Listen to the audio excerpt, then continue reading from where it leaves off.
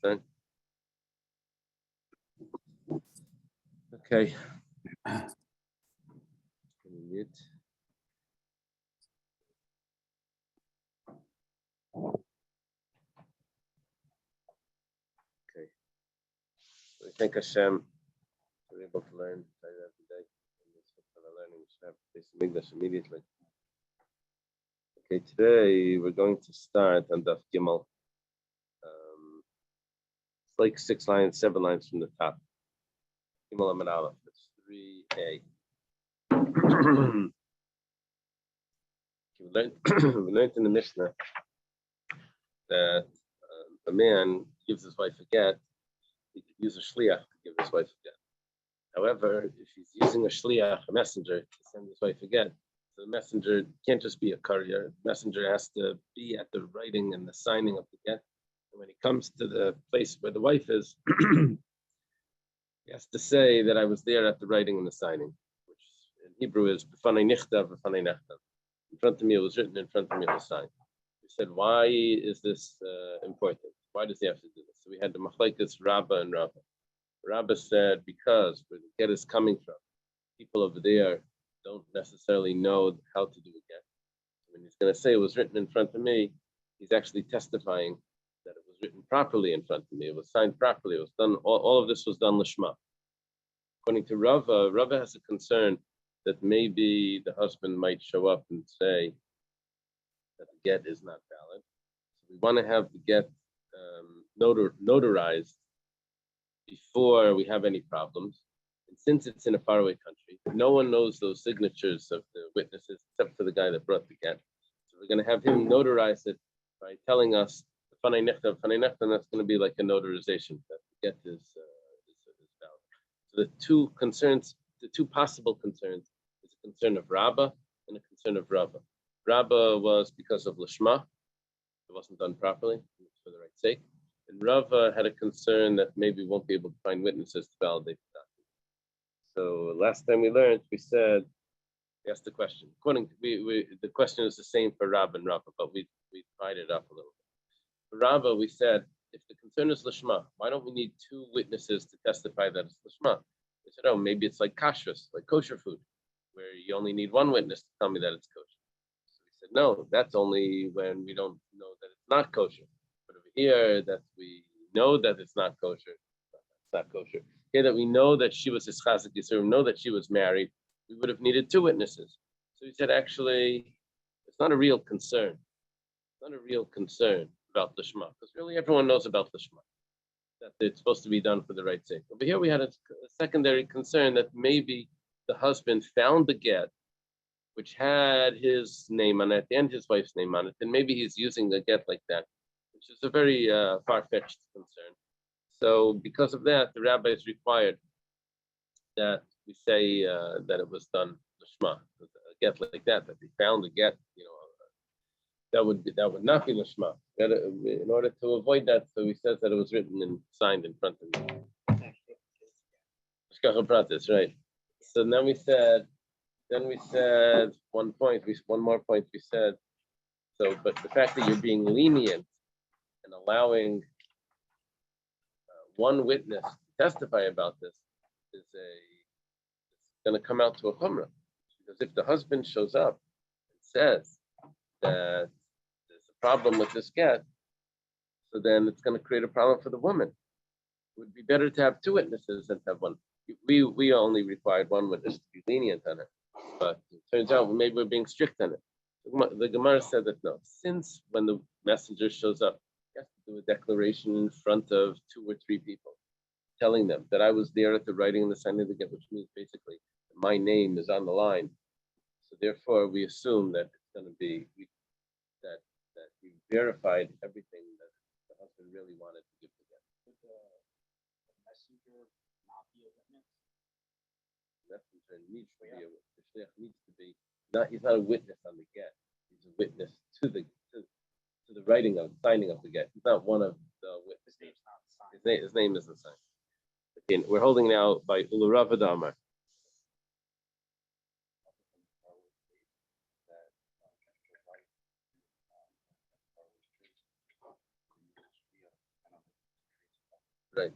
Right. So that would be Rava's view. Rava's view is that the shliach that's bringing the get is the one that's going to validate and verify that the get is good. Okay. Ulu Rava Damar, and according to Rava, that says that the real concern over here, why does the messenger need to make a statement that in front of me the get was written, in front of me the get was signed? Why does he have to do that? That's because we won't be able to find witnesses from that faraway country to be able to validate it if later on we have a problem. The only person we have is this guy that's coming now. So we have him say that he was there at the writing and the signing again. Gemara says, Libai Trey. Thank you.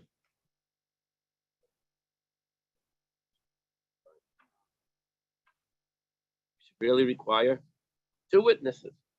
Immediately have a Kim Stars Talma. That's always how we notarize a document, in the Jewish courts. You don't just go to a notary, one guy that somehow got the title notary somehow. I don't know how do they verify if a guy's a good guy? Oh yeah. So we're on 3A. Sorry. Be a notary. You do want to be? 4 hours. Oh, really? You make income as a notary? I don't think you make. Like 5. Uh-huh. Yeah, I don't think there's much income. If you can you notarize your own documents? Oh, okay. So can you have someone in your office that's a notary that notarizes all the office stuff?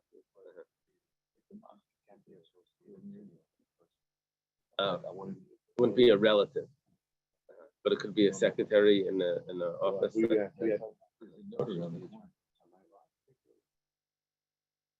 What is that?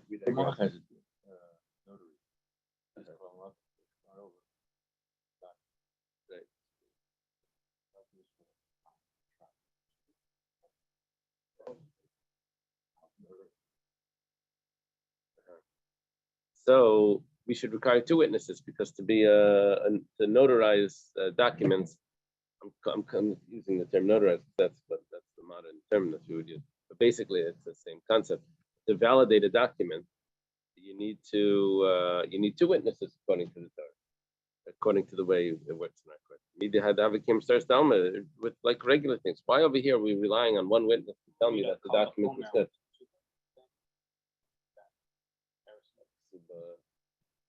You have 2 witnesses signing on it, but if you want to validate the ksuba, you would need. Someone would say, "Oh, that ksuba is forgery." You would need to validate it. You would need 2 witnesses to testify that they know the signature. Over here, you're relying on 1 witness that's testifying he knows the signatures. Well, he's not saying he knows the signatures. He's saying, "I was there at the writing on the signing," which is basically good enough for us. So the Gemara says, when it comes to ritual law, we can rely on 1 witness. The Gemara says, well, this is a very familiar Gemara. It's exactly a repeat so far of what we did for Rabbah. Yes, same question. According to Rabbah, this is the Shema. So,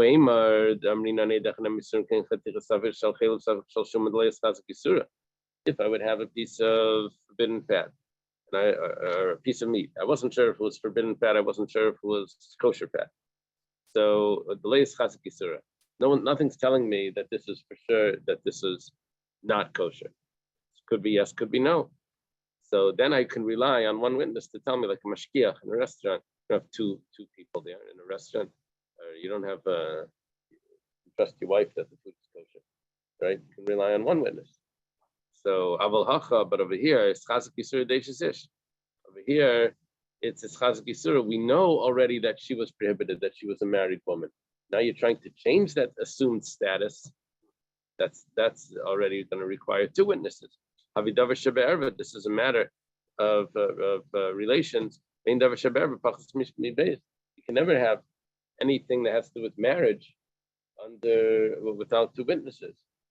Learned that before. I'm skipping some of the stuff that we back and forth.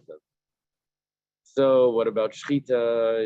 There's a problem of how can you trust the sheichet, because before he shechted it, it really wasn't kosher, and it was assumed that it wasn't kosher beforehand, and then he shechted it. when something with truma was taken before truma was taken, it wasn't kosher. And over there, it was like this chazik yisura. Rashi discusses all this before in the places as well. Okay, so the Gemara answers this question: why do we rely on one witness validated document? Gemara says the dinu the became status nami loyli by. The truth is that when it comes to validating documents, we also don't need two witnesses. Like Rish Lakish says, Rish Lakish says, when someone walks in with a document that has witnesses on it, it's as if it's already been examined. That's good enough. That's good enough. Two witnesses on the document is already good enough. However, Rabbanan Hudatz, the rabbi is more stricter about this. The rabbi said that no, you should validate it as well. Really, you don't need to validate. All of this is now rabbinic. So rabbinic law, we can say that maybe they were lenient for this and this. If it would have been a biblical law, then we would say that, well, we can't be lenient on biblical law. But because the whole concept of validating a document is only rabbinic, so over here, in order to allow the woman to get remarried, her husband is out of town, her husband's in a faraway country. She's just receiving her get now. It would require her to have two witnesses, and may be complicated. So we rely on one witness that she should be able to be remarried. We don't want her to be an aguna, a tied woman. That was Rob's point. That's what we said before with Rabbah. Now we're coming to the same conclusion with Rabbah. That because it's a rabbinic law, we don't want it to be a tied woman, so we're lenient. The Gemara asked the same question that it asked on Rabbah. Hi, kulahu. So now you're being lenient, you think? Chumrahu, you're actually being strict. Because if you would have two witnesses, then the husband would not be able to show up and cause any problems. But now that you're relying on one witness, we have a concern that maybe the husband, in divorces, the husband sometimes likes to make trouble. He may show up, and the wife also. The husband may show up and try to make trouble. This is an easy problem, easy trouble, right? It's an easy target. You can say, 1 second, that get is not valid. And then there she goes, she's stuck. Right, it would be him versus the two witnesses that validated the document. No, we have two people. If we would require two people to be messengers to deliver the document, then it would be 1 against 2, and then everything would be safe. So the fact that you're being lenient on her may end up being a stringency if the husband decides to make trouble. They're not here. We don't know. We're claiming it's forged. The husband's going to claim it's forged. So Kivan the Gemara explains, since the master taught may come a nice law in front of how many people does the witness, that the messenger that's bringing the document in front of how many people does he need to give it? Rabbi Yechon and Rabbi Chanina, it's machlekes Rabbi Yechon and Rabbi Chanina, two sages in Eretz Yisrael. One says that the document is given in front of course, it's given to the wife. But how many people need to the ex-wife now? How many people need to be there present when it's being given? It's either 2 people or 3 people. And you know how things work in the olden days. Anything that's done in front of 2 or 3 people is going to be talk of town. Did you hear the news thing? And everyone, yeah. Well, today it's the talk of town of the whole world. Now, in those days, it was just the talk of town. So, because he doesn't want to ruin his reputation, so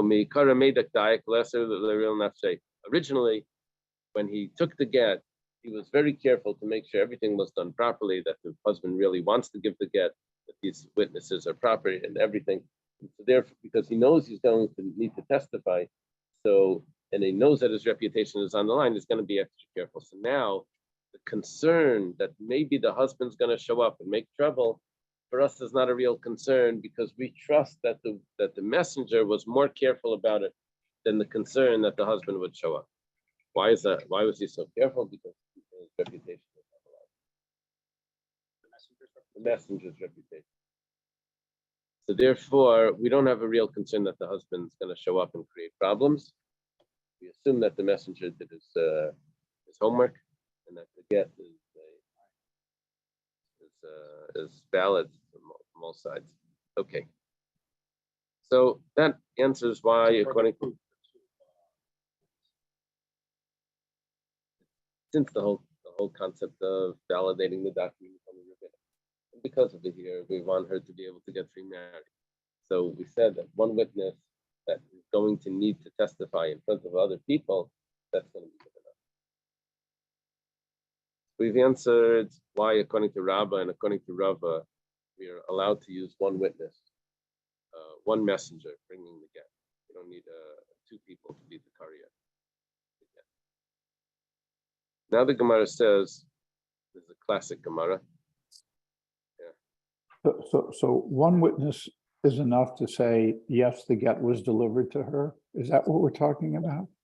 No, one witness is enough to say that the get was written and signed in my presence, which means that the get is valid. Okay, but the issue here is, was it delivered, right? No, the delivery of it is going to need to be in front of two other witnesses. Hmm. Possibly a Besdin. Either a Besdin or two witnesses. It's Machlekes Rabbi Yochanan and Rabbi Hanina. Okay, thank you. Two people. She gets them and she rips it up, right? Or they rip it up, right? They make a tear in it. Make an X. Does she keep it? Today, years ago, they probably would. Today, we don't. The woman doesn't have a get. So the only way that we know she's divorced is based on the stop or transaction. Yeah. She also gets a document from the Besdin nowadays that says that you've received your get. But again, that's why we don't see Gittin. When I learned Masechta Gittin the first time, I never saw a get. I wanted to show me a get. I would like to see one, but no one had one. Even people that were divorced didn't have their get because it stays in the Besdin. They don't put it in let it circulate. The reason why is because someone may find a possible comment, mistake, in something, and then it's going to cast aspersions on the divorce, which could mess up the later children. They just say, we don't want any of this. We don't want anyone looking at it. Just put it away, and that's it. So, yeah. That's right. Someone sent me it was like a parody with these comedy type thing about the halachas of saying l'chaim. All the halachas. And in this it said, who says l'chaim first after the divorce? Does the husband's side say first? Does the wife's side? Like, do you say it's standing up? Do you say it's sitting up? So it's like it's written in a way like the Shulchan Aruch would write it. Anyway. So the Rava, my time alayamar karaba. How come Rava that said the issue over here, why the messenger needs to say that I was there at the writing and the signing of the get, is because we want to validate the document. Why doesn't he say it's because we're not sure if it was done correctly, like Rabbah said? Rabbah said maybe they weren't careful with Lishma, writing it properly. Because it says because of law, you have to write the get for her, means it needs to be written Lishma for her sake. So Amalach, Rava would tell to you, he would say, Miktani b'fanei nechtav Lishma, b'fanei nechtam Lishma. Does the Mishnah say that you have to say, in front of me it was written Lishma, in front of me it was signed Lishma? Doesn't even mention Lishma. So this is all a creation of Rabbah, that there's a concept of Lishma. If you look at the Mishnah, it says, in front of me it was written, in front of me it was signed. According to Rabbah, you're missing the whole point. You should have said, in front of me it was signed Lishma. In front of me it was written Lishma. Where it says, wow, Rabbah, what does Rabbah say to that? Rabbah has a good point. It says, Rabbah bedinhu d'lisneachi. He says, you know what, you're right. You should have said that. However, we have a concern that if we're going to give the messenger the responsibility to give a whole speech then he may end up saying only part of it. If we make it too long, he's going to chop it down to like the shortened version. And so we didn't want to say in front of me it was written lishma, in front of me it was signed lishma. We just said in front of me it was written. Then what's going to happen if you're missing the point? Then either we would say that that's we don't want him to condense, right? We don't want him to abridge the statement that he needs to say. So therefore, we ourselves made the statement shorter so that he should say whatever he's supposed to say. Then either with that statement that he says is enough because we know what he's talking about. When he says in front of me it was written, we know that he's talking about that it was Lishma. Or there's a Bezdin that's going to have a follow-up question and that would say in front of me it was written. And then we're going to be able to ask him, and was it Lishma? He'll say yes. But first he has to tell us that in front of me it was written. Gemara says, Hashtanami Aslam Exai. So you're concerned that he may chop down the size, abridge the statement, the proclamation that he's saying, but maybe he's going to cut it down and say Befanai. How do you know he's going to say Befanai Nichtav? Maybe he's going to chop it down. So he says Chadamitlas guys, Chadamitatli guys. Person will chop down 3 to 2, but not 2 to 1. Befanai Nichtav Lishma. In front of me it was written Lishma. He may chop it down and say, but in front of me it was written. But he's not going to chop it down to in front of it. He's gonna say 2 words. So that's why we made it the smallest possible. Yeah. You know, there's some. What's the when they arrest someone or something?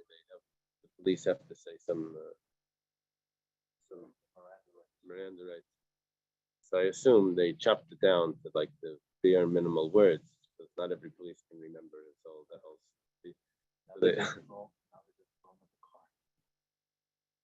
They give them the whole thing. They don't give them the whole speech. But if the Gemara would be telling you how to do it, they would say you should only say exactly like the bare minimal words. Otherwise, the person can claim you didn't tell me all my rights. You left out. Okay. Now we go the other way. Rabba, my time Rabba. Why does Rabba not say that Rabba was concerned about Lashma? Maybe it wasn't done properly. Maybe should really be concerned about, maybe we won't find witnesses to validate the document later. Why does he have his own opinion? What was wrong with Rabba's opinion? Interesting, because he's older than Rabba, and nevertheless, we're talking about the logic over here. The logic of Rabba is good logic. We won't be able to find witnesses that came from another country to validate the document unless we have this guy do it right now. So, Amalach, Rabba would tell to you,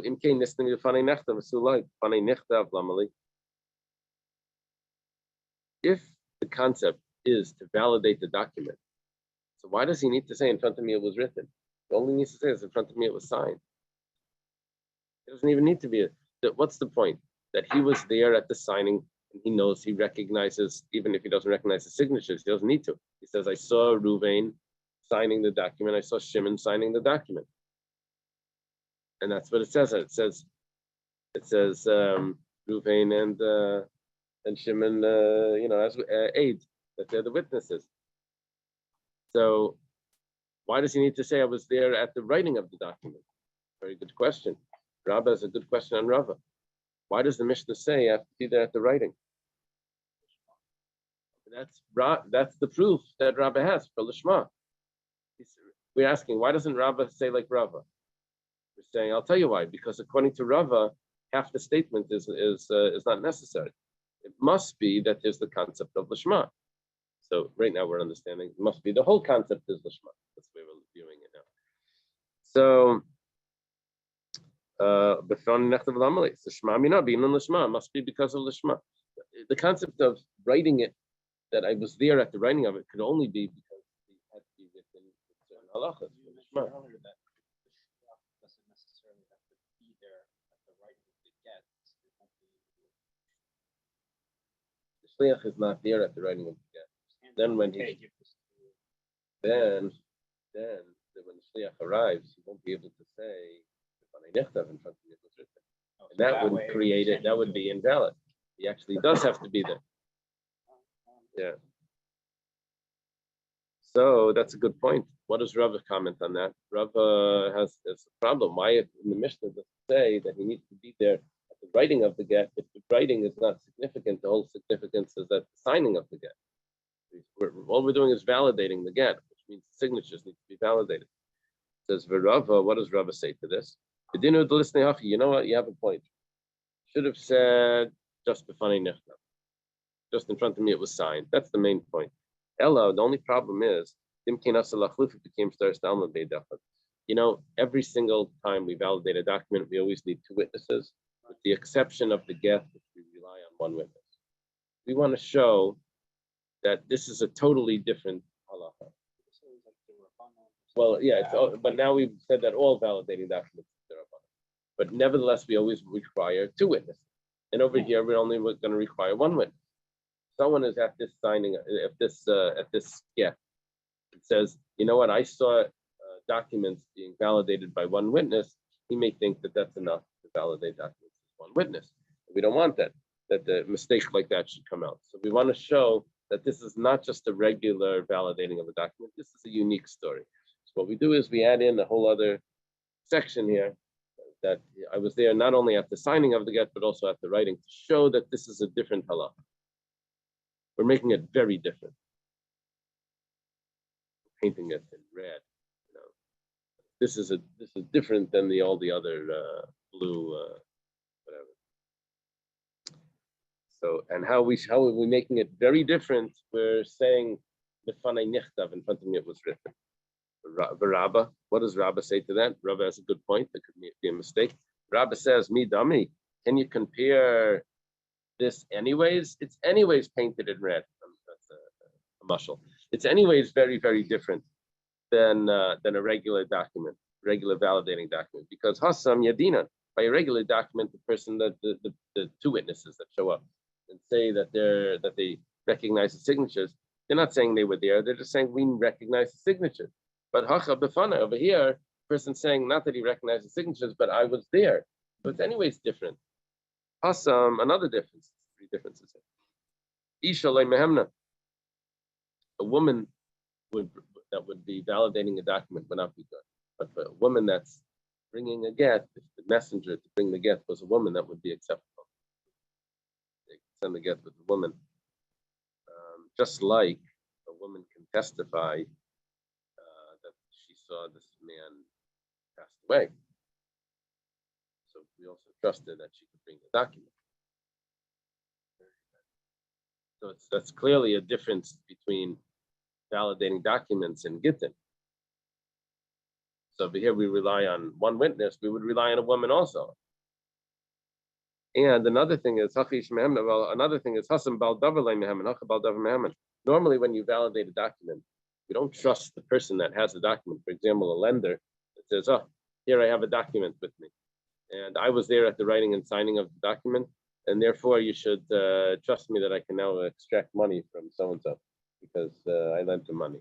You don't trust him. But over here, let's say the woman herself brings a get as a messenger to herself, which means that the husband tells her, "I want you to take this get.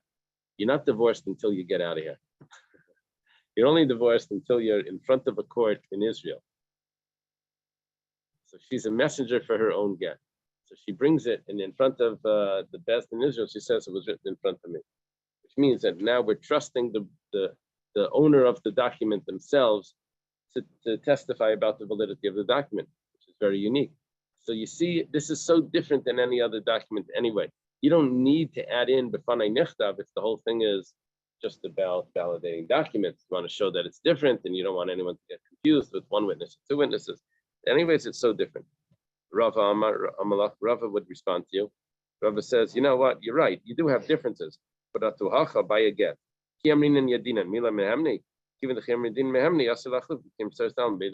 Let's say the witness, the messenger that's bringing the get, instead of saying b'fanei nichtav, I'm reading it like Rashi. No, not like this. I'm going to explain it like Rashi. Let's say the person says that I recognize the witnesses of both of the signatures. He didn't say I was there at the writing and signing. He says I recognize the signatures. I'm from France, and I was there. This is all my friends, the husband, and the witnesses, and the thing. I know that everyone there. I recognize the signature. We would rely on him as well. Now, that statement would be exactly like a regular validating a document, and we only have one witness. So therefore, we say, in order not to confuse that statement with the regular validating of documents, which requires two witnesses, we make the person say, "B'fanai nichtav," in front of me it was written, in front of me it was signed, so that we don't get confused with how many witnesses we need by validating a document. We want to make this very unique.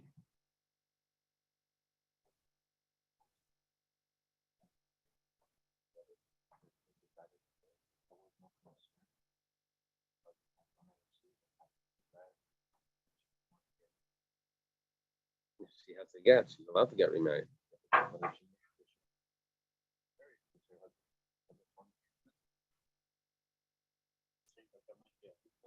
No, she shows, but she has two witnesses that signed on it. Oh, she could have said. She could have said that he died. No, no, no. The woman says that her husband died, and she shows up. She's allowed to get remarried. No, she doesn't need a witness. We know what's going to happen is like this. If the husband ever resurfaces, she's forbidden to be with her husband. She's forbidden to be with this man. That's such a clear, it's such a harsh penalty that we know that she would never. Yeah, it's too big of a gamble for her. Yeah, but she took out a contract. Have him eliminated. She knows it's dead. Right. There's no proof of it. So she goes ahead and says he's dead. I know, but when she has so much on the line, we assume that she Did an investigation. some sort of investigation. She made sure they Okay, now the Gemara says, our Mishnah said that it has to be written and signed Lishma. And the person needs to say that I was there at the writing of it, I was there at the signing of it. Haman Haitana, the boy Ksiva Lishma, Ubay Chasim Lishma.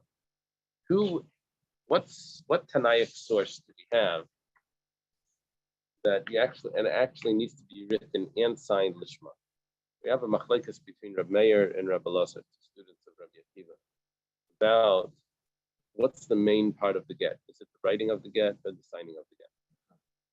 Okay, so Reb Meir, if it would be Reb Meir, so then Chasima Bay Ksiva Bay, it doesn't need to be written Lishma, it only needs to be signed Lishma. Now, where do we know that a get needs to be done Lishma? Because the pasuk says V'kasava, yes, right for her again. And it says law for her. Reb Meir learns that the word V'kasav, which means to write, is also the signatures, even though literally I would say I have another word for signing, that's V'chasam, is to sign, but it's anyways, the signing is also done with a pen. So the word V'kasav could also mean signing.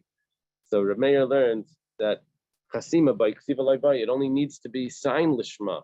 The signatures need to be done for the sake of this woman. However, the actual writing of the document does not need to be for this woman. So our Mishnah cannot be Reb Meir because our Mishnah says that the person needs to be there at the writing and signing because they both need to be Lishma. The Tanan, what's their source? How do we know Reb Meir holds it? It says, a get is not allowed to be written on something that's attached to the ground, which means you can't write on the birch tree. You can't write a get on the sea grape leaves while it's still on the tree, those big leaves, or those fig leaves. But, you can't write a get on anything like that if it's attached to the ground. Both the sea grape leaves and the birch bark typically fall off. We're not talking about evergreens, but you ever go by the bark, they peel, Right. and they come up with sea grapes. Right. So you have to have it removed before you write it. Let's say let's say he started writing it while it was attached to the ground, talshu, but then he removed it after the get was written, kasmu, and he got people to sign it, even though it was written while it was attached. The line he gave it there, it's kasha. Rameir holds, this is Rameir's view. Rameir holds that even though a get has a problem if it's attached to the ground, but it will not be a problem if it's signed. It would only be a problem if it's signed while it's attached to the ground. But if it's written attached to the ground and signed when it's detached, then it's going to be kosher, which means the mayor holds that the term of the kasav la sefer krisis v'nastam biyada is referring to the signing of the get, which means also that lishma is referring to the signing. That phrase in the Torah which talks about the Jewish divorce is referring to the signing. Okay, that's one option. So it can't be Reb Meir, yeah. I understand the concept of writing lishma, but what is the Indian of signing should be lishma? Unless he's talking about people who pre-sign documents before they're filled in. Exactly. Is that it? Yeah. Yeah, or even if it was filled in, but it's the concept is just sign the document here. We're going to see if who's going to use it, or we'll see if you don't need to know who this people or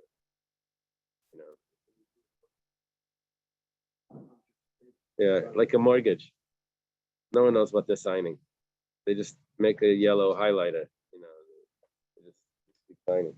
Yeah, but if you think of post-dated checks that some people ask for, they really only worth the paper they're reading on, because if by the time it comes to cash the check, there's no money in the bank, the check is worth.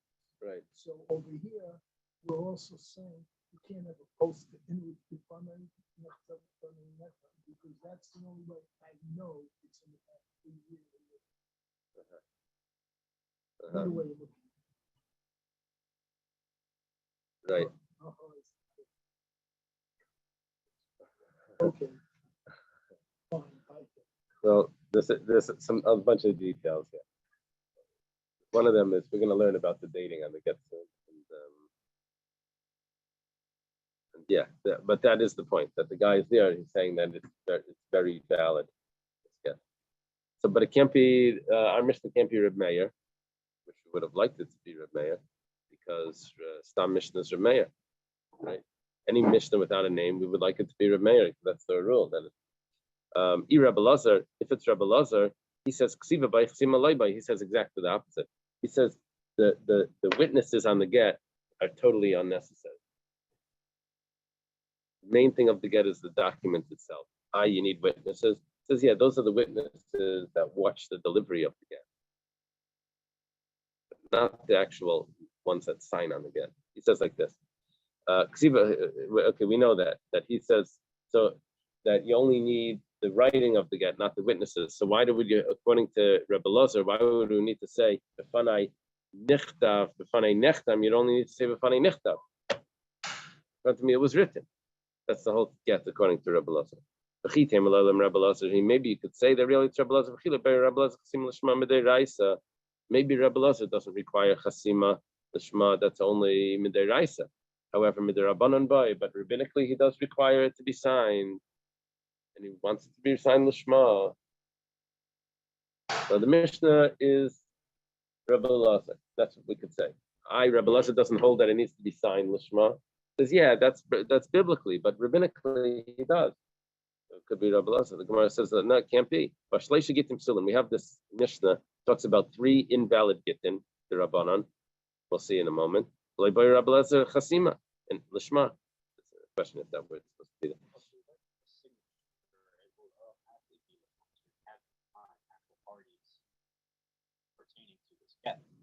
Unless it's like signing a blank document, without the name. Well, you have to write the get first before you sign it. So that part has the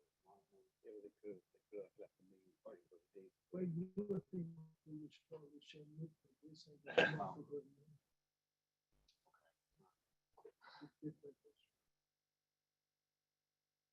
So the Tanan, as we learned in the Mishnah, says Gimel Gittin Psulim. There's 3 Gittin that are not valid. The Inisis, however, if the woman used the get like that, one of these 3 types of invalid Gittin, she used one of them to get herself remarried. And then she has a child. Havlad Kasha, the child is still valid. That means that the child is not considered a mamzer. not considered that she was a married woman that had an affair with the man. She's considered divorced on a level, on a biblical level, so that the child was not going to be considered a mom. What are these three gittin that have this like in the middle sort of status? Let's say the husband wrote the get. It's in the husband's own handwriting. He doesn't have witnesses on it. So the witness just testify that the husband wanted to get divorced. So, but over here, it's in the husband's handwriting. So that's good enough biblically. Yesha Lavedim, second case. Yesha Lavedim Meisman. We do have witnesses on it, but we don't have a date on the document. Not having a date on the document is a problem. One of the problems is that maybe it's going to cover up on his wife that had an affair.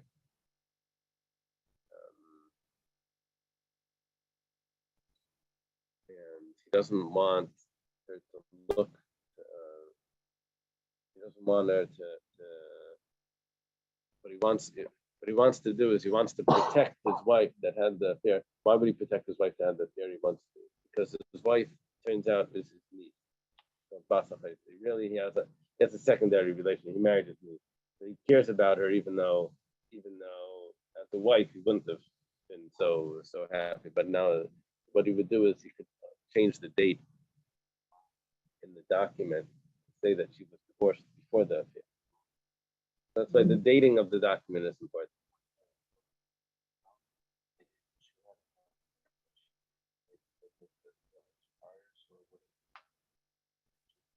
Right. That's what the possibility of not having not having the date in it. When they wrote it there, when they went off to war, was there a date in that? Yeah, it was a date, but it had a condition. That this get will only be valid if the condition is met. Yeah, there's another reason for the document. It's just for a financial reason. The document needs to be dated because the husband uses her properties. He's allowed to use it for nechse malug. He eats the payers, so he's going to owe her anything that he eats from after that date. So the date, but the date is important. But whatever the case is, it's still valid without it on a biblical level. Let's say there is a date, but there's only one witness on the document. These are three invalid gittin. However, but if she's remarried based on this get, we don't say that the child is a mom. So this is not really significant to us. What is significant to us is the next piece. Rabbi Lazar says, kosher. Even if there's no witnesses on it, as long as it was given in front of witnesses, the document is kosher. You can use a document like that to collect from fields that were already sold, because there's a mortgage on this person, on the husband's property. One of the Rashi, that the wife can take her ksuba, not her. Usually she has a ksuba, but here the wife can take her get and use it as if it's a ksuba. They see I'm divorced, you owe me now money, right? I don't have a ksuba because maybe they didn't write ksubas over there, but the get itself would show that she's supposed to be getting property, and then she could collect not only from her husband's property, but even from property that was sold that used to be her husband's property, but it had a mortgage on it. So How does this three guys yeah. So according to Rabbi Lazar, our Mishnah can't be Rabbi Lazar, because according to Rabbi Lazar, you don't need chasima. It works even without a chasim. The whole concept of signing on a get is just because to fix up from possible problems of maybe we won't have witnesses at a later. Won't be the witnesses that saw the delivery of the get maybe passed away. We won't be able to verify anything. So we sign on the get just to sign on the get. But we won't institute that you're going to need to say, if not in front of me it was written, it needs to be in front of me it was signed, it needs to be signed lishma. Rabbi Lazar doesn't hold of the whole thing anyway. Gemara says, okay, so let's go back to Rav Meir. Rav Meir, but it must be Rav Meir. When did Rav Meir not require the writing of the get lishma? That's midiraisa. However, midrabanan boy, but from a rabbinic standpoint, he does require. So why does the person that's bringing the get have to say in front of me it was written, in front of me it was signed? That's only because of rabbinic law. In front of me it was signed, lishma, that would be biblical. In front of me it was written, that would be according to our mayor, just rabbinic. Hey, Mrs. Reb Meir. Gemara says it can't be. Rav Nachman says, Reb Meir would say, if someone found the get in the garbage. It has exactly his wife's name, has exactly his name, and he goes along and says, you know what, I'm going to use this. It wasn't signed yet. Gets people to sign lishma. It's kosher. Wife would find it. Why would the husband? No, it was someone else that had the same name as him that threw it away. You know, or let's say the cipher was practicing, and he chose names of people that he knew, or maybe he didn't know. You know, and they found the get. What was it? Yeah, Reuven in there. Yeah. So he did. That's not He right. did. He threw it in the garbage. That's not a shredder. Not covered. Yeah. Good. All right. Yeah, Reuven and Ruvena. You have to rip it. Shimon and Shimona. Okay. So according to Rav Meir, it's going to be kosher. So maybe that statement of Rav Nachman in the name of Rav Meir was only biblical. If that's the case, I'm here Rav Meir dvar Torah mi baile. You should have said that Rav Meir would say that such a document is kosher. You should have said that Rav Meir would say such a document is kosher according to the Torah. Rav Nachman should have spelled it out that it's not actually valid. Rav Nachman, who's an Amira, is supposed to clarify things. The Tana sometimes speaks a little bit without clarifying. You know, the classics. They don't spell it. They're not as elaborate.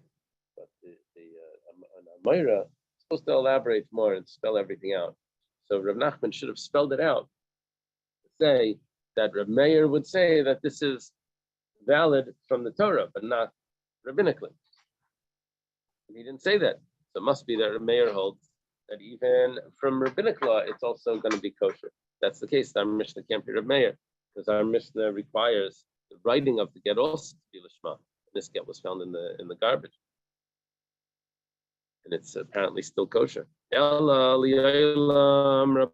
must be Rabbi Lazar. We said Rabbi Lazar doesn't require the signing of a get. Rabbi Lazar says, yeah, a get is valid without signatures. However, but if you do have signatures, do have witnesses, boy, then it needs to be done properly. You don't have to do it, but if you do it, you have to do it right. Rabbi says, Rabbi Lazar would agree that if there's a document that's mezuyif mitayche, it's very clearly invalid. How do you see that? Well, a father and a son are the two witnesses, right? So that's mezuyif mitayche. I see before I start that there's a problem with this get. So if you're going to do a get, if you're going to sign on the get, then it has to be done properly. You don't have to do it, but once you do it, you have to do it right. Okay, that's one answer. Mishnah could be Rabbi Lazar. Rav Ashi Amar. Or even if not, just any two witnesses, or or let's say it was a relative of the husband. You know. Okay, Rav Ashi Amar. Rav Ashi says, "Amani Rabbi Yehudei." You only gave me two choices. He said, is it Rav Meir or is it Rabbi Lazar? We went back and forth. Could be Rav Meir, could be Rabbi Lazar. Could be Rav Meir, could be Rabbi Lazar. Went back and forth about this. But there's another opinion. It's the opinion of Rabbi Yehuda. The Tanan Rabbi Yehuda says, Rabbi Yehuda, the Tanan, the Mishnah teaches, Rabbi Yehuda Paislad Sheikh Masa Batalish.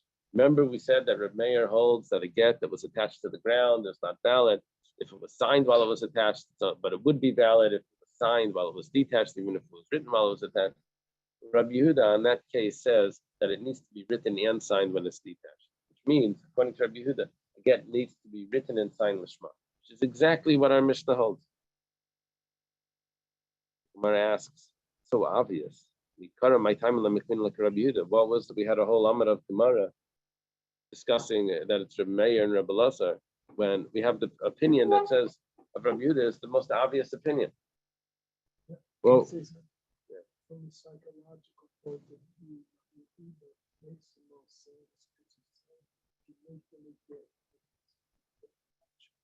There's no life. And I'm not totally sure yet. So it's still a little connected. It's gotta be. very good. Very good. Very good. The reason why the get needs to be detached is because it says you write it and give it. The kasa v'nasa. And if you have other things that you need to do still after the writing of it before you can give it, then that's not valid. There needs to be one right next to each other. Writing and giving. It doesn't actually need to be given, but right away. But it's not that it requires something. Where is it signed? Well, the mayor held that the writing meant signing of it, or the writing and signing of it together, and then it has to be ready to be given. Again, right. If a get was written and then cut from a larger piece of paper, that would be a problem. You don't do any before they start writing the get. You make sure that there's no like little pieces attached to the edge. Sometimes it's like a little. Once it's written, you don't adjust anything.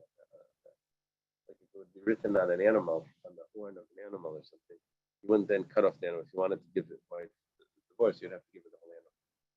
If you would cut it off, then it would create that problem. Okay, so why didn't we say it was Rabbi Yehuda? Gemara says, Madrina Narameya, the Stam Mishnah Rameya. We were looking to say the Mishnah's Rameya because the Stam Mishnah's Rameya.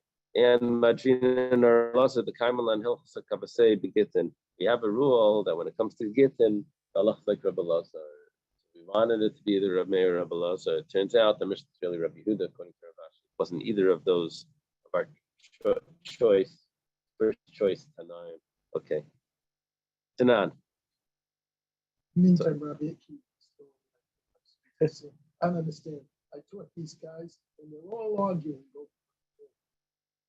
Yeah. You're the same. Rabbi Akiva, right. Two students from the same class. Tanan. So in the Mishnah, Ram Gamliel Aimer, in our Mishnah, Ram Gamliel Aimer, Afamedim min a rekem min a cheger.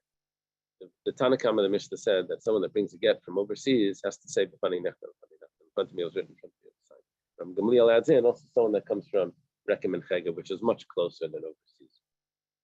Rabbi Eliezer Aimer, Afilim Mikfar Ludim Lalud. Rabbi Eliezer, it's not Rabbi Eliezer, it's Rabbi Eliezer, sorry? From the suburbs to the city, from Kfar Ludim to Lud.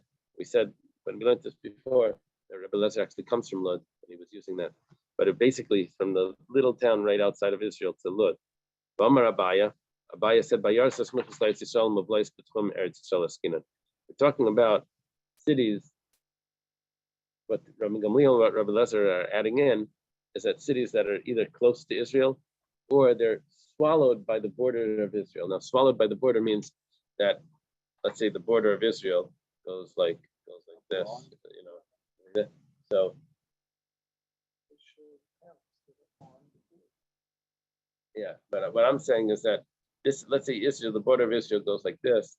Let's say there's a town right over there, which is outside of Israel. But Israel, it goes further than that town. That this is more east than. Israel goes further than the location of that. Okay, yeah. Okay, now I see what you're showing me. Like Rechem is just at the border. Rechem is just at the border. No, because that's I want three sides to be Israel. That's It's like the towns and islands just offshore. right. Still, What they told me last time is because like North Miami Beach and unincorporated. Okay. So V'amar Rabba Bar Barchana Ledidi Chazileo Asr. Rabbi Bar Barchana says, I actually saw that place. Rabbi Barchana did some traveling. And it was the distance from Beikuvi to Pumbedisa. He's talking about Kvarludim Lulud. Like how close it was. It was from some other place. I don't know, Beikuvi and Pumbedisa. I wasn't in the. Okay. That's how far it was. Michlal. This implies Tanakama Savar. What's the opinion of the Tanakama? Hani like Tzara. That when it's close, like Rekem and Cheger, you don't need to say B'fanei Nechta, B'fanei Nechta. The messenger can just deliver the get without any statements. My lab Bakamifagi. Probably the Machlekes is like this. Mar Savar Lepishe Mikim Lishma. Tanakama holds that it has to do with how knowledgeable they were. Were they knowledgeable about the Shema? They say, well, if when you're very far from Israel, you're not knowledgeable. Those cities that were right outside Israel, very close to Israel, over there, the influence of Israel was on them, and they know about the Shema. So now what we're doing is we're saying that the Tanakama is really following Rabba's view, which says the reason why he needs to say in front of me, was written in front of me, was signed, was because he had a concern about the Lishma. Bahani Gemiri, but over there was no concern if it's closer, and that's why it's not necessary. Umar Savar and Rami Gamliel says the because you won't be able to find people that would recognize the signatures, and so since it's in a different country outside of Israel, right? There's a border there. People don't just go there, all the time, like here in Hollywood, or something. But we're talking about really where people don't travel at all because it's like a border. But even not, you go to other shows, you don't know anyone there. So you are not going to recognize the signatures. So even if it's right outside Israel. So that's why, even right outside Israel, people already don't go over there. They're not in the markets over there. They don't know the people there. And so what comes out now is Rami Gamliel would follow the view of Rava. Tanakam would follow the view of Rava. And Rami Gamliel would be following Rava that says that it has to do with finding people to recognize signatures.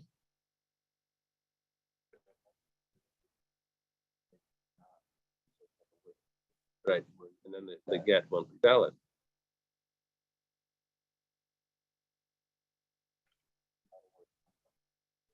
No, only if he's coming from outside of Israel, he has to say it.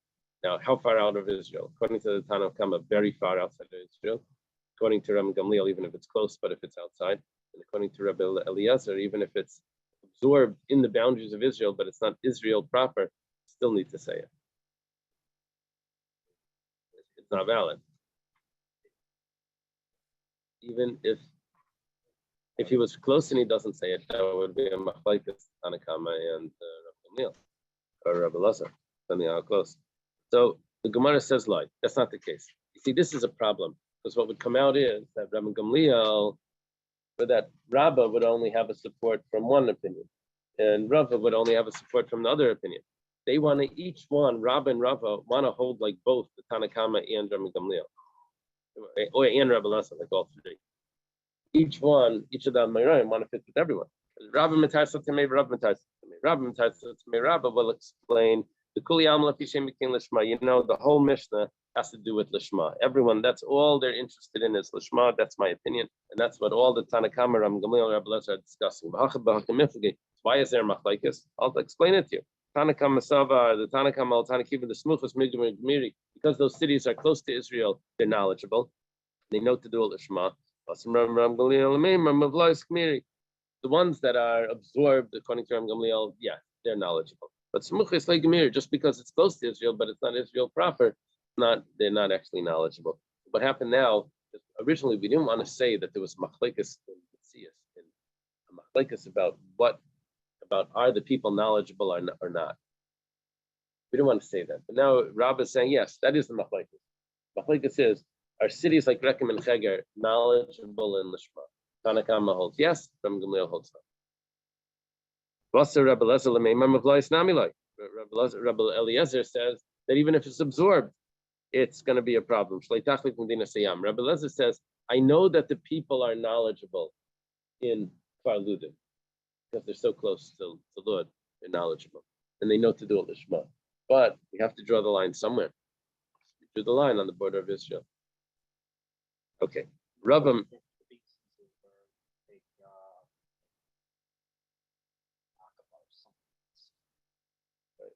probably much closer east to west than it is north to south. So it's narrow. Right. Right. Right. So, but with our point here, Rabbi is saying is that it really only has to do with other people knowledgeable, according to the whole Mishnah. And Rava would say, Rava Matar to me, the Kul our real concern over here is other witnesses that would come along and be able to testify to validate the signatures. And since not, we need the person to be able to say that I was there at the writing and the signing. Tanakama holds, since Rechem and Chegar are close to Israel, you do find travelers there. You know, they have to cross the border, but you still find it. Rabbi Gamliel says no, only if it's very close, if it's absorbed in the borders, within the borders. But if it's close to Israel, people don't travel there. They have their own markets in Israel. They're not going over there. Rabbi Eliezer says that even if it's so close, right over the border, because we have to draw the line somewhere. So it doesn't have to do because we have a real concern that we won't be able to find people that will recognize the signatures, because we probably could, but we still require the messenger to say that in front of me it was written, in front of me it was signed, because anything out of Israel we have to do that so we don't make any mistakes about this. Tanan, started in the Mishnah.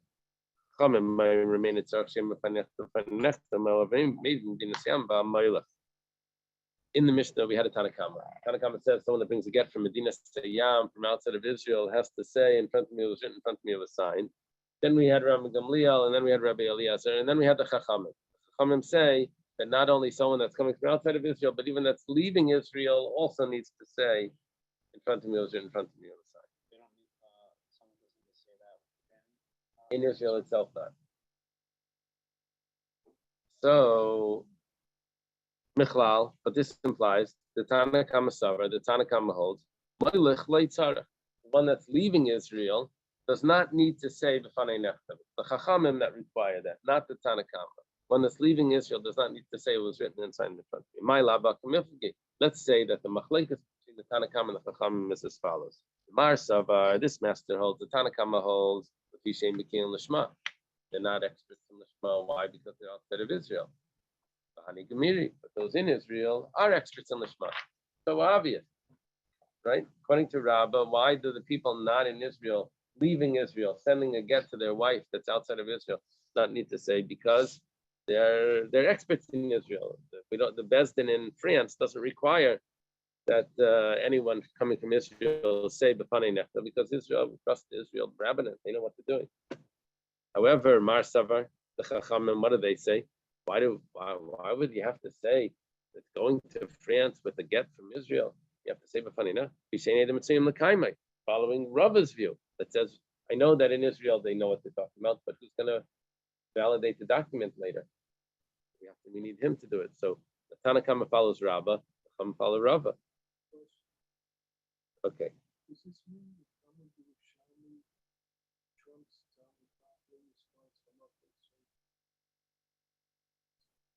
No, it doesn't mean that. It doesn't mean that. On Daf Vav, we'll have some other information here. Okay.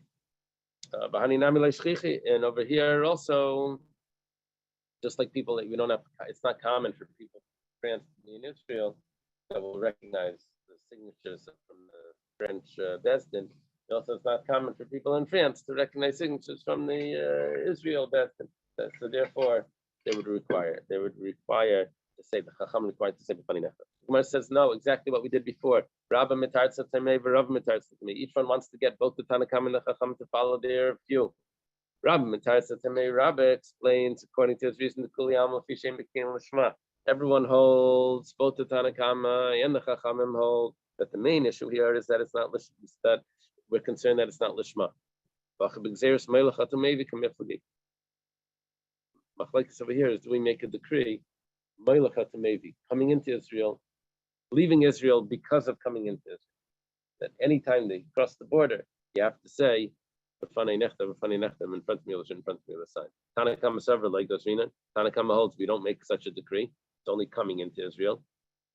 And like Gosrin Ma'ilachat Mevi, Rabbanan Basroi, the Chachamim, the later sages in the Mishnah, Savi Gosrin Ma'ilachat Mevi, that make a decree, leaving because of the decree of coming into Israel. Why does it matter if you're coming and going to They were concerned that someone that comes from out of Israel brings a get, maybe the get wasn't done right. So we make the person say that you were there at the writing and signing of the get, and that it was yes done right. But what if it was going from Israel out? So we don't have that concern, right? But the Tanna Kama holds that even though we don't have, the Tanna Kama holds fine, we don't have that concern. The Chachamim, the later sages in the Mishnah say, even though we don't have that concern, but we wanted to make a decree that anytime you cross the border, you have to say it. Is there reasoning because if someone's Chutz La'aretz, they might That's knowledgeable, right? Right, Yeah, that's where Rashi learned it before. Rashi learned that it had to do with that outside of Israel, they're not B'nai Torah. Yeah, outside, right. They said they told the Brisker Rav that Rav Pam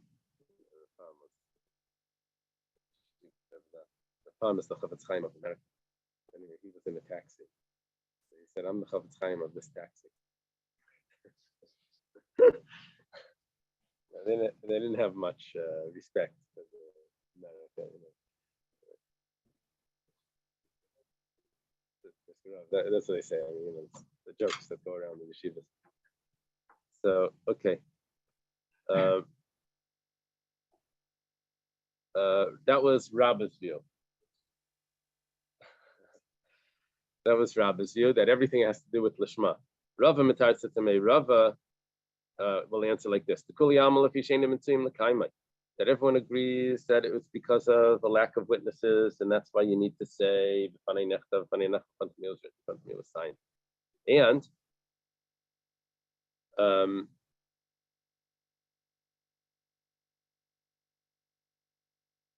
Rabbanan Basroi Lefrushi Taima the Tanakama Das changes the whole story of it. Tanakama didn't mention if you're coming from Israel and going from Israel to France. They didn't mention leaving Israel. They only mentioned coming into Israel. And the Chachamim that say, no, it doesn't matter if you're coming in or if you're leaving, are explaining the Tanakama. They're not arguing, they're explaining. We thought it was a machlekes. That's the way Rabbah explained it, that it was a machlekes. Because Tanakama isn't concerned about people in Israel bringing a get from Israel outside. It's Lishma. According to Rabbah, there's no machlekes. Rabbah is concerned about will there be valid witnesses? Will there be witnesses to validate the document? And it doesn't matter if you're going into Israel, leaving Israel, you're going to a different country, you're not going to be able to find them. Why would the Tanakama not say that? That you need to say b'fanei nech, even if you leave Israel. The answer is that they say that you do have to say it. The Chachamim are not arguing, they're explaining. Okay.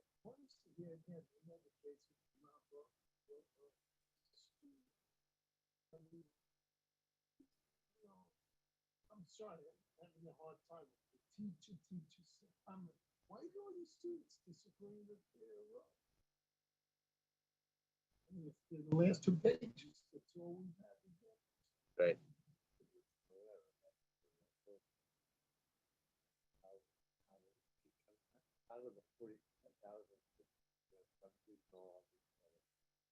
They all heard it from Rabbi Akiva.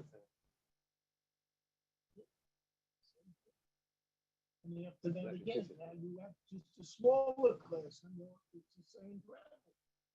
And here you've got 2 people, again, the same problem. Everyone hears what they want to hear.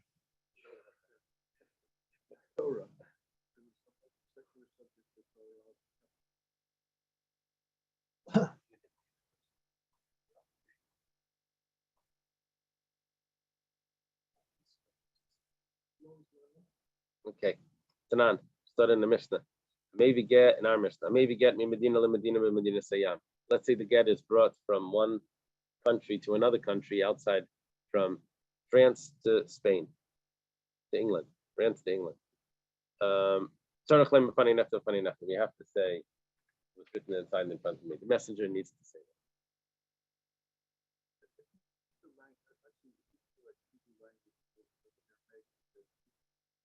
But a lot of words have very different definitions.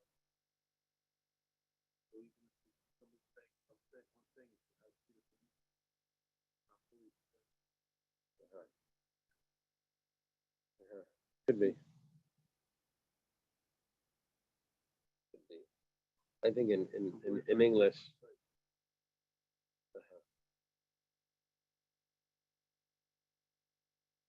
I think it gets quite precise when you use the vowels.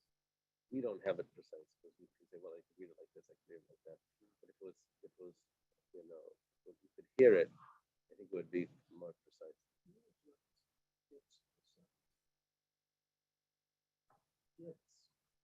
Yes. Okay. So tzarech lehem b'fanei nefesh b'fanei nefesh. Haba isim medina medina siyam. The Gemara is medayek. The Gemara implies from what the Mishnah said that it's from one country to another country. But let's say it was in the same country. Let's say in France itself. It says leitzarech. You don't have to. Okay, now, who would not require that? The Rava Nicha. I get by according to Rava, you don't need to because in France the witnesses that signed on it, you'll be able to find people that will recognize the signatures, so there's no concern. However, the Rabba Kasha, but according to Rabba, there's a question. France, I don't care where you're taking the get to. Maybe they didn't do it lishma. I need whoever's bringing the get to say that it was done lishma. That's going to be a requirement, even if it's in the same country. It's a Kasha and Rabba, where it says Leitema by Medina Medina Sayam Leitzara. Medina Medina Meretz Yisrael Leitzara. Rabba says you made the wrong deal. It goes like that. From country to country in a country overseas, you're required to say b'fanei nefesh b'fanei nefesh. You were medayak from country to country, but in the same country you don't. Rabba says you did it wrong. You're supposed to be medayak. You're supposed to imply, deduce, from country to country in Israel you don't. It said from country to country in a country overseas you need to say, like from France to England, but Germany, but and that would be a problem according to Rabba. So what Rabba does is he says, no, you made the wrong deal. You were looking at the wrong, you got the wrong emphasis. The emphasis was from country to country overseas. But let's say Israel was divided and there were two countries in Israel, you still don't need to. Proof to Rabba. The proof to Rabba. Because Rabba says that where people know to do it l'shma, you don't have to say b'fanei nefesh, even if it's in a different country. In Israel itself, two countries.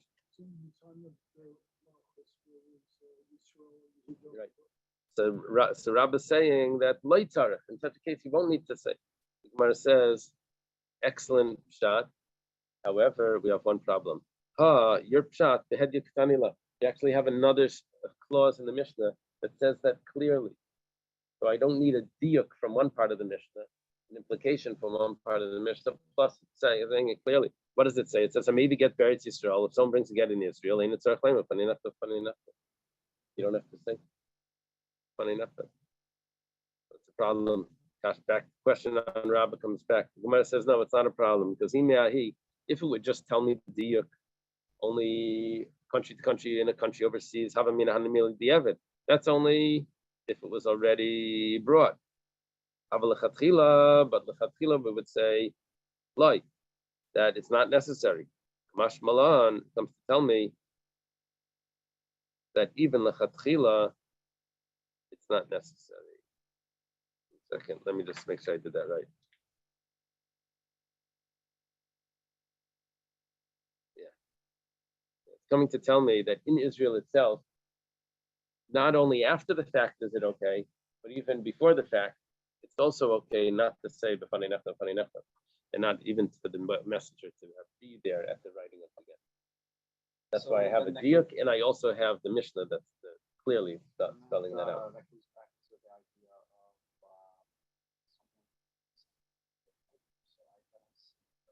Yeah, because Rabba's not concerned about the fortune. Rabba doesn't worry about fortune.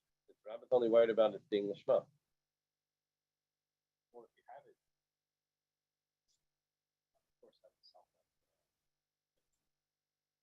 necessarily. The forgery issue could still come up. The husband's going to show up and tell us the get was forgery. Ram is not concerned about the husband doing it. Rav is concerned about the husband doing it, telling us that it's forgery. And we're going to need to run and find witnesses to validate. Rav is not concerned that the get was done lishma. That if it was done lishma, Rav says it's always done lishma. Rabbi had that concern. Everyone has their thing that they're concerned about. Like, what are you worried about over here with this? Rabbi was worried about the lishma part, and Rabbi was worried about the husband's going to claim the forgery part. Okay. So now we're holding by Vikad the Ma'aser Lahachi. Some people ask the same question, the opposite. It says a get that's given that's sent from one country to another country overseas. It's required to say b'fanei nechta b'fanei nechta. Hami medina lemedina beretz Yisrael leitzarech. But if it would have been in Israel, it won't be a problem. L'Rabba nicha l'Rabba kasha. It's a kasha and Rava. We're going backwards now. It's a kasha and Rava because in Israel, I don't care if it's in Israel, but if people can't travel because it's two separate countries, so then you would still need to say b'fanei nechta so that we don't have to validate this later, and we're not going to be able to find witnesses. Says the Gemara says, you got the implication wrong. It wasn't that, but in Israel you don't need to say b'fanei nechta. What we wanted to say was that in France itself you don't need to. Not from one country to another country overseas, you do need to. But one country, but within the country itself, you don't need to. That's what he's saying. This is actually a proof to Rava. As Rava says, the whole concern is about witnesses, and it's in the same country. You have no problem. Aval, the Gemara asks the question: Medina leMedina beretz Yisrael mai. According to you, what would actually be in two countries in Israel? Tzarech. You would have to say fanei nechta and fanei nechta. Listen, if that's the case, it was an amazing question. What did we say in the Mishnah? Someone brings from one country to another country and a country overseas. What does that imply? In the same country overseas, not. So what would be in Israel according to Rava? It would be the same halacha. Country to country in Israel, you're required to say b'fanei nechta, b'fanei nechta. Where it says, listen, hamevim medina leMedina stam. Why do you have to say that it was overseas? The same thing applies in Israel. Country to country, it's not leaving Israel, but it's leaving the country. In Israel itself, Israel is divided into countries. Let's say. So what would the halacha be? You go from one country to another country. In Israel. Right. It didn't say that. But when you told me from country to country and a country overseas, what would be in Israel itself? According to Rava, it would be from country to country in Israel. Same law would apply. So why do you tell me that it's only if it's overseas? You should have just said in Israel itself. It's a good question. But when you're adding in that detail, you're making it look like it only applies over there. So the Gemara says, the truth is in Israel you don't need to say even from country to country. Why? Even the because there are people that go to the base of Mikdash, people would actually find people to validate documents. It's always, oh, you're coming from over there, from the north. You can. So do you know this in the signature? Okay. What about after the base of Mikdash? What would you say then? Where it says, no, you'll be able to find even after the base of Mikdash because they have courts that are established. You'll be able to find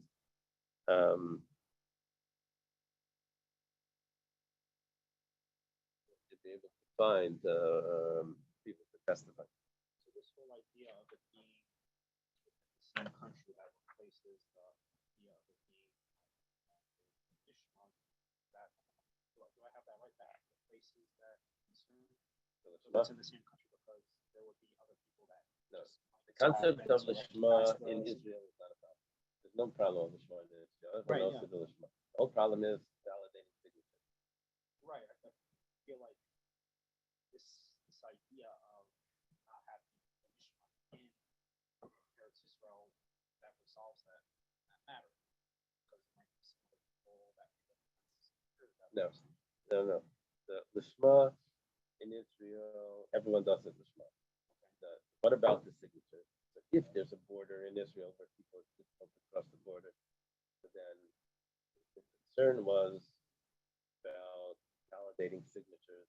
Because maybe someone's going to tell me that it was the husband's going to show up and say that it was a forgery. So I have those concepts. So they're two separate concepts. Two separate concepts. Validating signature.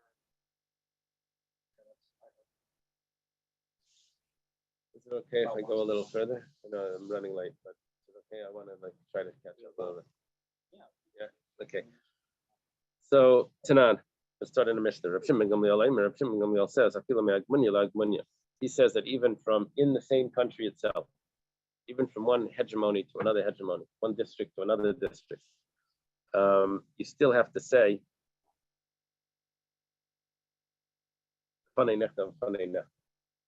now. What's he talking about? Is he talking about in Israel or is he talking about overseas? Yitzchak says, there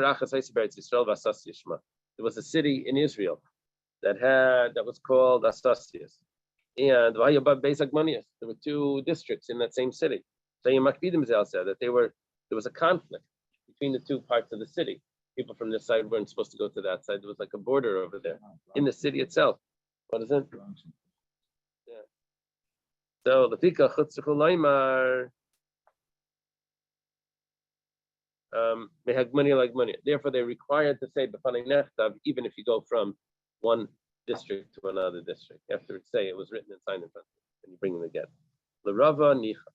According to Rava, we get why, because Rava was concerned about forgeries, and you won't be able to validate the signatures because it's written, signed, it has nothing to do with. no, there's two opinions. When he says it was written signed in front of me, according to Rava, that only has to do with according to Rava, that only has to do with validating the signature. That's what we're holding right now, right? So the Rava Nicha, the Rava Kasha. According to Rava, this makes sense because we can't validate the signatures because there's a conflict and there's a border control. You can't get through. You won't be able to find witnesses. But the Rava Kasha, according to Rava, it's in Israel. Everyone in Israel knows about Lishma. So obviously your reason is wrong. Where it says Rabbi is like the Rava. All of this, everything that we learned last 2 days, is not 100% accurate. We were saying that Rabbi was concerned about Shema. He was not concerned about validating signatures. Turns out he's also concerned about validating signatures. Right. Elamai binayu. So what's the difference between Rabba and Rava according to this? If Rabba holds to both. So it could be nayo. There's still two differences, 2 out of the 3. First difference was Dasyu Betray. Yesterday, Friday, we learned that there were 3 differences between Rabba and Rava. Now we learned there's only 2 now, because Rabba holds of Rava. One is Dasyu Betray. If 2 people brought it, excuse me. So Rava is not concerned at all, but Rabba is still concerned that maybe it wasn't Lishma. Rava is not concerned about this if it was done Lishma. But Rabba is. So 2 people brought it. It's going to be a no concern for Rava, but a concern for Rabba. Let's say it's the same country overseas. Rava is not concerned about Lishma, but Rabba is. So even in the same country, you're still going to need to say it. According to Rava, he was only concerned with validating the signatures. That's not a problem at all. Tanan was started in a mission, maybe get me Medina Sayam. Some brings get from overseas. He's not able to say in front of me, it was written in front of me, it was signed. We'll see why he's not able to in a second.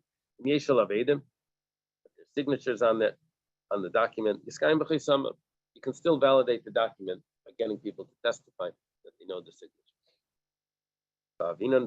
We asked about this. We deliberated on that. What does it mean that he's not able to say? We're on top of the page. He says he wasn't able to say in front of me, it was written in front of me, it was signed. If he was a deaf mute, are you talking about that the messenger is a cherish? A cherish is not allowed to be a messenger. Forget about the problem of saying you weren't allowed to use him to say. You weren't allowed to send it with him. But Tanan, we have a Mishnah. You can use anyone. You can't send with the cherish. They can't be a shliach. Rabbi Yosef answered, It must be that you gave it to the person to bring the get when the person was fully alert, fully, for all his capacities, was able to talk. As soon as he got to her, he was so shocked. He lost his voice, lost his power of speech. He saw this woman that the guy's divorcing. He goes, couldn't say, but funny enough, he just handed her the get. So the messenger was a good messenger. The Gemara says, so what do you do? What did we learn in that Mishnah? We learned that you just validate the signatures. L'Rava nicha. According to Rava, that's all we're concerned about is validating signatures. L'Rabba kasha, but according to Rava, there's a question because we don't know that it was done l'shma. What do you gain from validating signatures if your concern is maybe it wasn't done right? Okay. We switch the whole Gemara now again. Remember, Rabbah said that we're concerned about it being done l'shma. That was only at one time in history.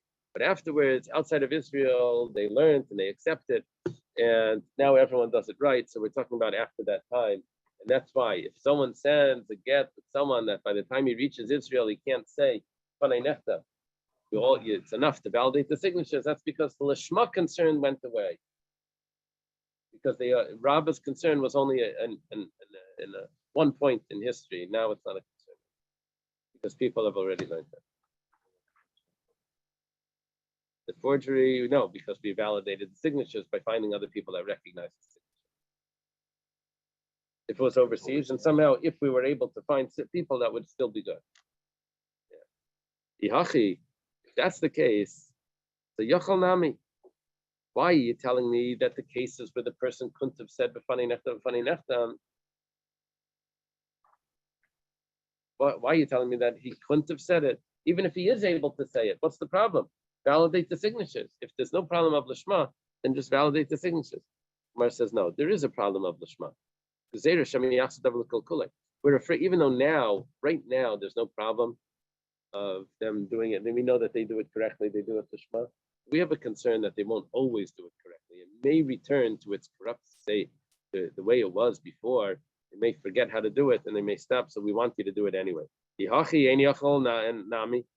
So why are you telling me that it's not a concern? If you made a gzeira like that, so why are you telling me that the person doesn't need to say it? I'm sorry. Why are you telling me that someone that doesn't need to say it, it's fine, and we just have to validate the signatures? The person that's not able to say it, the person that's not able to say it, it's fine, you just have to validate the signatures. But there's a decree that maybe there's going to be a lishma problem coming up. Where it says, right now we don't have a problem. Everything that's done overseas is done correctly, it's done lishma. We have a problem of validating signatures, but it's okay, we can validate those signatures. Validate the signatures, it's fine. So, but we do have a problem of that maybe in the future they're not going to do it lishma, and we want to keep them in check. So we always want you to say, if you come from overseas, always that it was done lishma. We don't know what's going to happen, what's going to come up later. So this person that's not able to say, because he can't talk, we still accept it, even though we have a decree that you have to say b'fanei nechtam. But because it's such a rare case, we didn't make a decree in a rare case like that. The decree is only in normal cases. This is a strange case where the guy was a good shliach until he arrived. When he arrived, he wasn't able to talk. We don't make a decree on it. But a woman, it's not common for her to be a messenger. A woman is allowed to bring a get and say in the Bezdin that I was given this get to become valid. She does need to say b'fanei nechtam. Gemara says that's because she's able to. She's able to, and she's a shliach. We don't make differences. So in other words, now we're saying is that really, it's only when they're not able to, where we're going to say that we don't have that decree, that they have to continue saying b'fanei nechtam because of what could happen in the future. So why do we say that a husband that brings his own get for his wife doesn't have to say b'fanei nechtam? Allah Tanya, why was it done in a brayso? Who asked me shevi gita in tzarich leim b'fanei nechtam?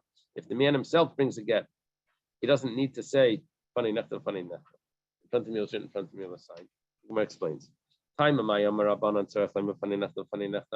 was the reason why we required the messenger to say in front of me, it was in front of me, it was signed, maybe the husband's going to show up and tell us that there's a problem with the get.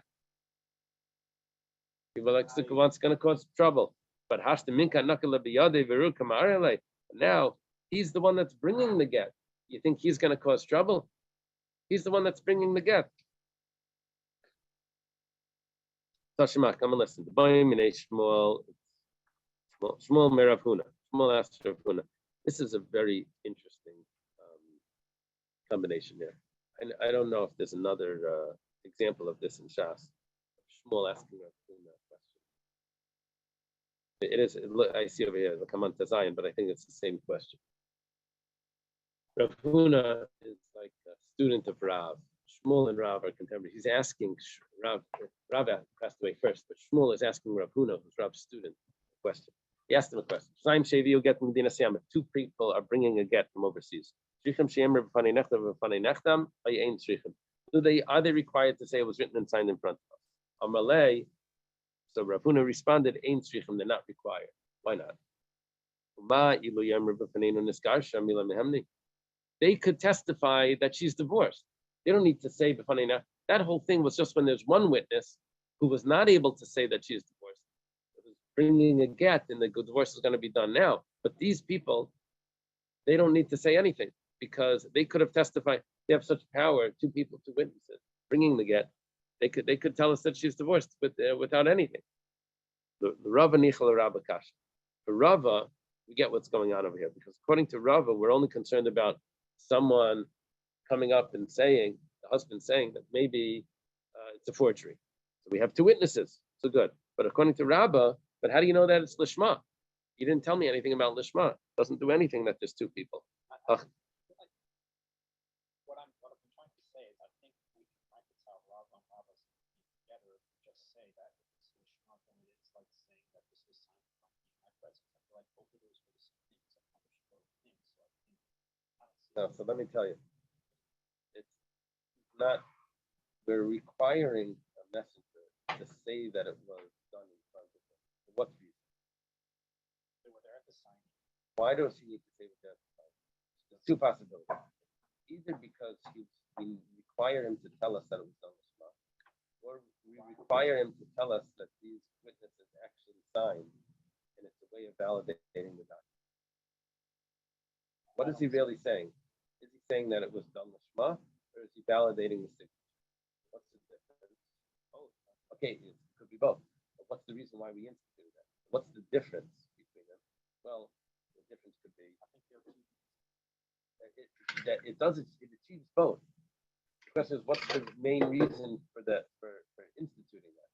So Rabbah said it was because of Lishma. Rabbah said it's because now where we're holding right now is Rabbah saying that even though I said that it was because of Lishma, but I also hold of the validating signature.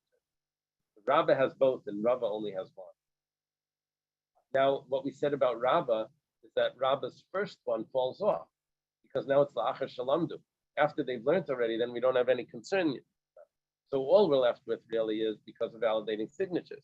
But we still have a little bit of Rabbah left because we say that maybe in the future they're going to forget about Lishma, so we want to do it. Anyway, here we said that two people bring the get. They don't have to say b'fanei nechtav. Why? Because the signatures are great. But what about Lishma? The problem of Kashan Rabbah. He said it's la'achar shalamdu. It's after they learned. There's no problem with Lishma. Yihachi, if that's the case, the chad nami. So why only when two people bring it, even if one person bring it, if there's no problem of Lishma? So we have a concern that maybe they're going to forget about Lishma. Yihachi beitrei nami. So if you have a concern that they're going to forget about the Shema, so why did you say, but two people bring it? It's not a problem. When you have two people there, it's not a problem because it's uncommon. When it's uncommon, they didn't make a decree on that. But but if a woman brings a get, that's not common. It's not. It's a repeat of the same Gemara. Woman can bring a get, but she still has to say it. That's uncommon. Why are you telling me that it's that there's a decree over there? We don't make decrees on things that are uncommon. The fact is, she's a regular shliach. And if she's able to, we're going to require it. Why does the husband not have to do it? And not have to say funny nothing. The Gemara says, why did we institute this in the first place? Maybe the husband's going to show up and he's going to tell us that the get is a forgery. Now the husband is the one that brought it. He's going to say that it's no good. He's wanted to say it's no good. He wouldn't have brought it. Tashima. Maybe get from Medina Siyam and us love funny enough.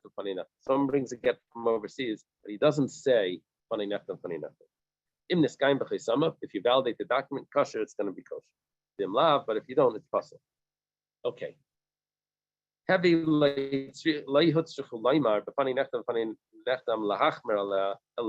comes out here that the whole point of the funny naftam was to be lenient, so that we don't need to find other witnesses to validate the document. It's all a leniency. It's to avoid having to validate a document later. The Rava that was concerned about validating documents, you're right, it's a leniency. But according to Rabbah, it's a question. Because it's not about validating the document. Even if you have the document valid, you still have to say b'fanei naftav to tell me that it was lishma. So it's not a leniency; it's a stringency. About even if it came with we recognize the signatures, you would still need to say it's a stringency to saying b'fanei naftav.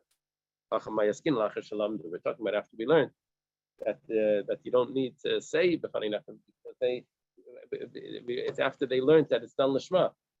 So it's not a stringency. These other examples of like a woman bringing get with like matter. I've never really heard this argument before. It's like, oh, we don't do uncommon matters. They make decrees. Yeah, they don't. They pass them all the time. Yeah. But sometimes obscure cases don't need to get a decree on it. It's an exception to the rule. If it's only a decree, then in a weird exception, they can say, oh, that's an exception. They make a decree on a case that's so strange. So we're talking now this Lachar Shalamdo. You told me that Lachar Shalamdo, after they learned to say it, to do it Lishma, we said that it still may go back. There's a Gzeira. We're talking about Kishanissus. She's already remarried. Once she's remarried, then we don't require the B'fanei Neftam because she already used the get that didn't have a funny. We're not going to say that it's invalid. And to say that there's a decree because maybe it's already all done. That's the case. Then you didn't explain it properly. You told me that the funny nechtam, talking to the Brisa, funny nechtam is only a leniency and not a stringency. It's in order to avoid validating signatures. It's lenient, not a stringency. It's not because in order to avoid validating signatures, it's because she's married that it's being lenient. In a regular case, it would be a stringency. It's over here, it's only in this case where she's married already, where we don't require it. And it's not because of the leniency of it, it's because she's married. This is what I mean to say. Maybe we should say, we should be strict on her. She should have to get divorced. We don't require that. We say that she doesn't need to get divorced. It was a way, it's to avoid validating signatures, but basically once she's married, she would not need to get divorced. And before she's married, it would have avoided validating signatures. What's the reason why we don't require her to get divorced? Because maybe the husband is going to come. Why do we say b'fanei neftam? Maybe the husband's going to come and it's going to mess up her future marriage by saying that there's a problem with the get. But now the woman is already married. The husband did not show up. Are we going to say that she needs to get divorced before he even comes to create the problem? We're not going to create the problem that we ourselves are worried about. The whole reason why we have to say b'fanei neftam is because we're worried that this might happen, that she may have to get divorced. But if she's already remarried and the husband didn't show up, we're not going to cause the problem that we ourselves are worried about. Okay, let's leave it right here.